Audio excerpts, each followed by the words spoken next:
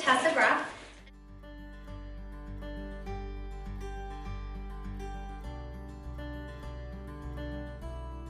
As a quick spoiler alert, I will say that the answer, in my opinion, to supporting children or students is to be one regulated adult consistently.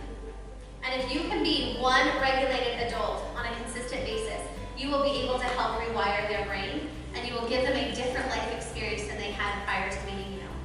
And the work really becomes within ourselves to be able to hold that space for the person who is having a trauma response in front of us.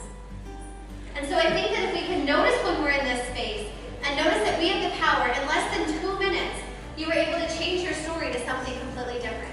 And the story you change it to allows you to access compassion and empathy in a different way. And it allows you to show up in a different way, to be a different adult, to help that kid.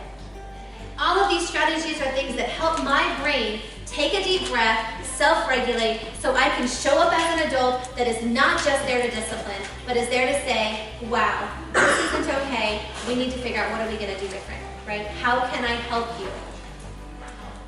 If I do that consistently enough, you know I'm your person, right? And you know that if you need, even if you are at home and you are having a tough time, you can reach back and you can say, teacher so-and-so's got me, or principal so-and-so's got me. You've got that lived experience of being held consistently by someone else. So I believe that every single one of us, when we go into a conversation, we never go in going, I'm going to screw this up as good as I can.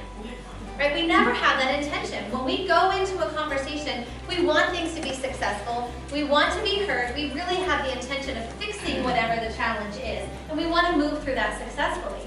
And then what we accidentally end up doing is sometimes making things worse than they were before we ever started.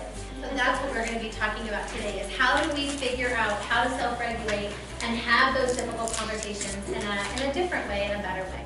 And I love that idea of what's the memory, because I keep thinking that so often what we accidentally do is we break the bridge instead of realizing that we just laid another brick towards building the bridge, right? And how do we have that mentality of how do I leave this conversation with our relationship stronger, intact than it was before we started, even if it doesn't go the way that I want it to. Forward. Okay, there is a lot of content in an hour, but what I will tell you is I do believe that in the next hour 25 minutes, you're going to have some what I consider magic wands and some pretty powerful tools that will change how you have conversations